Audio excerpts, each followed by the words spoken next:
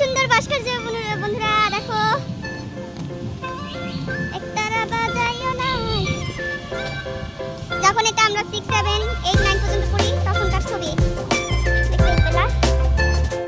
জায়গাটা just wow ছিল, এত সুন্দর। দেখো বাচ্চা কাচ্চা কান ধরে বসে আছে, একজন চোখ ধরে হাসছে, একজন মুখ বুজে রয়েছে। গরু গাড়ি ধান নিয়ে যায় মামার বাড়ি। প ফ ব ভ যায় মাঠে ব ভ সারাদিন ধান কাটে। তো বন্ধুরা দেখো এটা হলো আই লাভ দীঘা। ভাত খাবো। তো বন্ধুরা অনেক ঘুরলাম দীঘা, এখন বাড়ি মানে হোটেলে রিসর্টে। হ্যালো নমস্কার বন্ধুরা, তোমাদেরকে আমি দীঘার হোটেলে ওঠার আগ পর্যন্ত ভিডিও দিয়েছিলাম। এখন আমরা হচ্ছে চাবি পেয়ে গেলাম, এখন আমরা রুমে যাব। এখন থেকে আবার ব্লগটা শুরু করছি, তোমরা দেখতে থাকো। এই ভিডিওগুলো জমা ছিল, ছাড়া হয়নি, তাই তোমাদেরকে এখন মানে ছেড়ে দিলাম, তোমরা দেখতে থাকো। এই দেখো রুমে প্রবেশ করলাম, আর রুমটা দেখে আমাদের শরীরের যত ক্লান্ত ভাব ছিল সবই মানে দূর হয়ে গেছে। রুম দুটো মানে আমাদের একটাই ঘর দিয়েছিল, মানে পাশাপাশি দুটো ঘর। আর এতটা সুন্দর রুমের মধ্যে সব কিছু পাওয়া যাবে। কেটলি বলো, যা মানে একটা সংসার লাগে সব কিছুই আছে মোটামুটি। যাই হোক দেখো এসি, আমাদের রুমে এসি, তারপরে দয়াময় ভাইদের রুমে এসি, তারপর ড্রয়িং রুমে এসি, মানে এতটা সুন্দর। আমি ভাবলাম যে এই রুম দেখে যে ভবিষ্যতে আমি এমন একটা বাড়ি করব, কারণ এই বাড়ি করতে বেশি একটা জায়গা লাগে না, 2 শতাংশ 1.5 শতাংশ হলেই হয়ে যায় আমার মনের মতো একটা বাড়ি।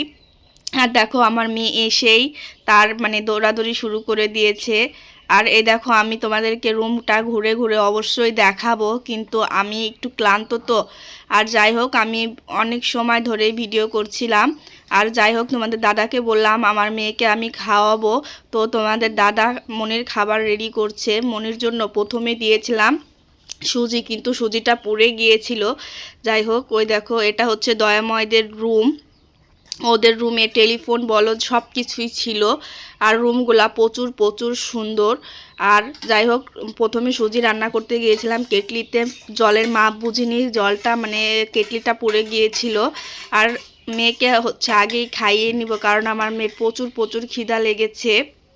ওকে আগে ম্যাগি রান্না করে দেব। তারপরে দেখো রুমগুলা একদম পরিপাটি করে সাজানো একদম। আর এখন ম্যাগি খাওয়াবো। তো তোমাদের দাদা ঘুরতে গিয়েও একটু শান্তি নেই, সারাদিন ফোনে কথা। যাই হোক দেখো মানে সারাদিন সেদিন আমাদের একটু বিপদ হয়েছিল, আমরা বাড়িতে ছিলাম না। আর তোমাদের দাদা সারাদিন মানে ওর একটু ঘুরতে এসেও মানে শান্তি নেই বলা চলে। তাই ভাবলাম যে তোমাদেরকে ব্লগগুলো ছাড়া হয়নি, ব্লগগুলো ছেড়ে দেয়। আর এই দেখো বাথরুম টয়লেট, এখানে শ্যাম্পু সোপ সব কিছুই পাবে, গিজার সব কিছুই আছে বাথরুমে।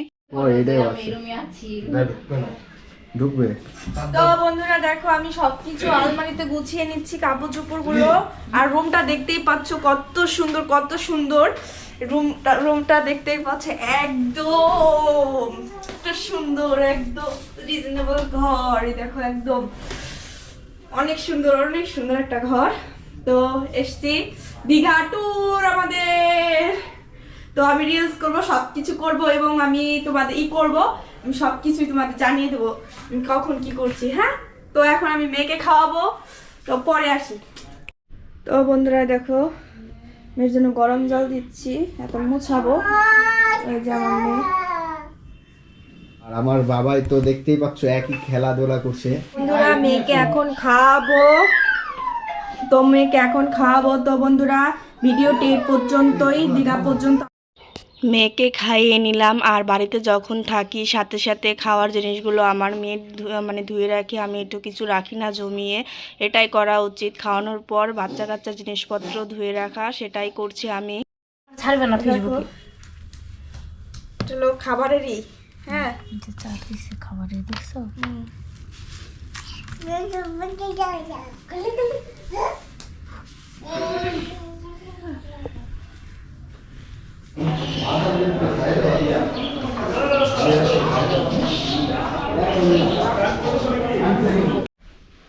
তো বন্ধুরা আমি হচ্ছে হাত মুখ ধুয়ে নিলাম, মেয়েকে তো ফ্রেশ করালাম দেখলাই। আর আজকে কি কোথায় ঘুরি কি করি আর কি খাবার দাবার খাই তোমাদের সাথে সেটাই শেয়ার করব। প্রথম থেকে শেষ পর্যন্ত দেখতে থাকো। ওই দেখো আমি ফ্রেশ হয়ে স্নো পাউডার মেখে নিচ্ছি। আর আচ্ছা, এই তুমি দেখো দুইটা কেন? আমার রাত জাগার কারণে দেখো আমার মুখ দিয়ে একদম র্যাশ বেরিয়ে গিয়েছে প্রচুর প্রচুর। আর ওটা ছিল হলো রুমের ঢোকা পর্যন্ত ভিডিও আমার শেষ। আর এই রুমে ঢুকে আমি কি কি করি, এইখানে কি কি করি সেটা আর একটা ভিডিও দেখো। তো বন্ধুরা আমরা এখন ফ্রেশ হলাম, এখন আমরা খেতে যাব। তো বন্ধুরা চলো। দেখো আমাদের জন্য বুফে সিস্টেম 2টোর পর, এখন 1টা বাজে, যার কারণে আর করতে পারলাম না। পেটে একদম খিদা চুচু করছে, ভাল লাগছে না, তাই ঘরে চলে আসলাম। বসে থাকি আর কি করবো। দেখো বন্ধুরা আমাদের দাদা, আমরা এখন যাব বিচে, এর জন্য বেরিয়ে গিয়েছি। আর ওখানে 2টোর পর খাওয়া দাওয়া বুফেতে, যার কারণে যাচ্ছি একটু। চলো দাঁড়াও। তো বন্ধুরা সরো, আমি করি তারপরে তুমি করো। তো বন্ধুরা দেখো, মেয়েকে নিয়ে চলে এসেছি দীঘায়। আর এই যে সেই দীঘা, আসলে দীঘা আমি ফার্স্ট টাইম, এমনি বকখালি গিয়েছি কিন্তু দীঘা যাওয়া হয়নি। আশা হয় তো গাইস চলো।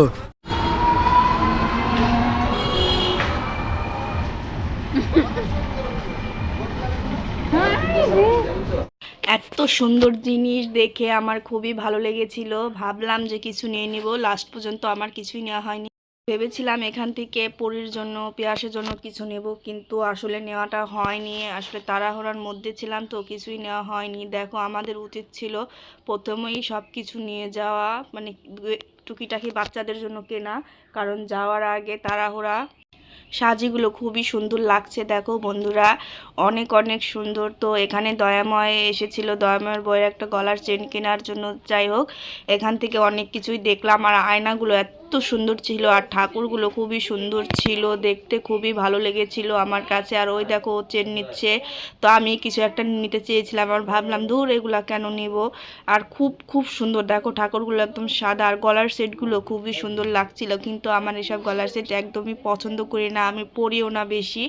হঠাৎ বিশেষ যদি পরে একটা চেন পরে, আর কিছুই পরি না। দেখো দীঘাতে আসলাম, কত সুন্দর মানে এই জিনিসগুলো। খাবার দিবে 2টোয়, আর আমরা যাই হোক 1 ঘন্টার মতো এই বিচে ঘুরবো। বিচে ঘুরে তারপরে মানে গিয়ে হোটেলে রিসর্টে গিয়ে খাবো। প্রচুর প্রচুর খিদা লেগেছে বন্ধুরা। যাই হোক দেখো সমুদ্রটা, আমি লাইফের ফার্স্ট এত বড় সমুদ্র দেখলাম। একদম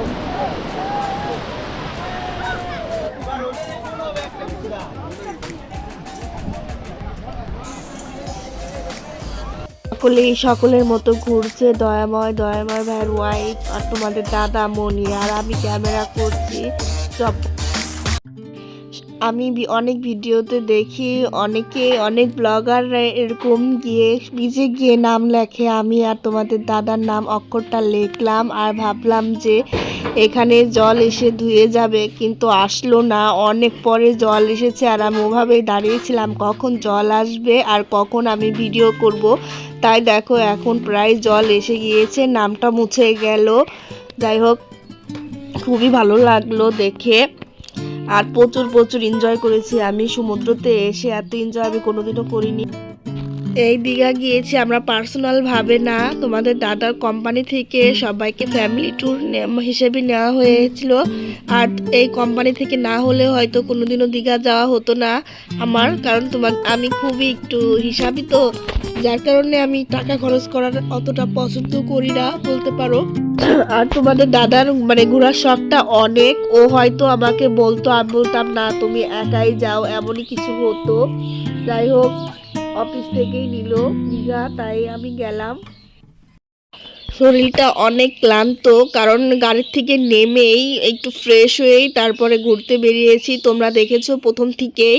যাই হোক এখন একটু হোটেলে যাব, মানে রিসর্টে যাব, ওখানে গিয়ে খাওয়া দাওয়া সেরে একটু বিশ্রাম নিয়ে তারপরে আবার ঘুরতে বেরোবো। তখনকার ব্লগ হবে আলাদা। এখনকার মানে আমি দুপুরের লাঞ্চ পর্যন্ত এই ভিডিওটা করেছিলাম, তাই আমি আজকের এই দুপুরের প্রথম দিনের লাঞ্চ ভিডিওটুক পর্যন্তই আমি দেব। আর দেখো প্রচুর প্রচুর সুন্দর, এটা ওল্ড দীঘা না নিউ দীঘা মনির বাবা? তো বন্ধুরা, এটা হচ্ছে আমাদের রিসর্টের পাশে, এটা হচ্ছে ওল্ড দীঘা। ওল্ড দীঘাটা অনেক অনেক সুন্দর লেগেছে আমার কাছে। নিউ দীঘা থেকে ওল্ড দীঘায় আমার কাছে বেশি সুন্দর লেগেছে। তোমরা কে কে দীঘা গিয়েছো কমেন্ট করে জানাও। এখন আমরা খেতে যাচ্ছি, চলো দেখো তোমাদের দাদা, চলো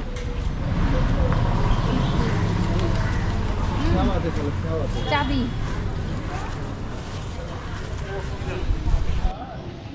বাবাই ওরি।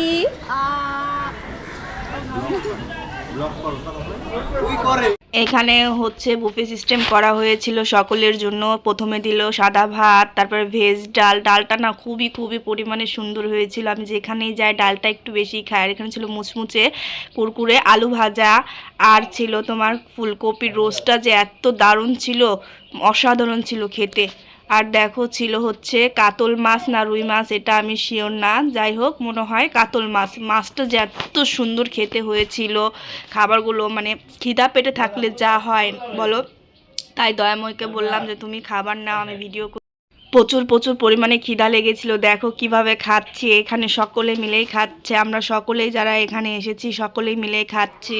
আর এটা ছিল তোমার মনে করো মানে দুপুরের দীঘা পৌঁছে দুপুরের লাঞ্চ পর্যন্ত আরও ভিডিও আছে, তোমাদেরকে অবশ্যই আমি দেখাবো। আর দেখো এটা হচ্ছে স্যার, উনি জিজ্ঞেস করছে যে কত সাবস্ক্রাইব। যাই হোক বন্ধুরা, তোমরা অবশ্যই ভিডিওগুলো দেখবে, লাইক করবে, কমেন্ট করবে, সাবস্ক্রাইব করবে। ধন্যবাদ তোমাদের সবাইকে।